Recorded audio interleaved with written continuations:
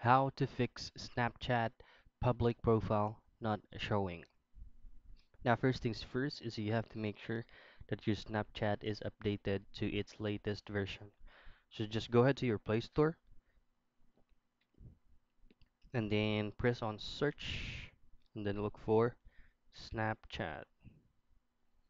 And from here, you'll be able to know if your Snapchat needs updating because there will be an option that says update.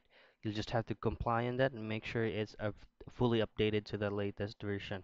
Once you do, pull up your Snapchat, and from here, on the upper left portion of your screen, click or press on your profile picture or your avatar,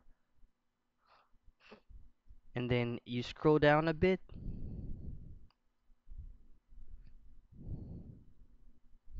Now, from here, you'll be able to see your public profile if you are above 18.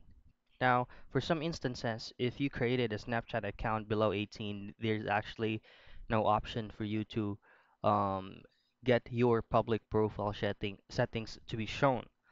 Now, to do so, just press on your gear icon right here, your user settings, scroll down.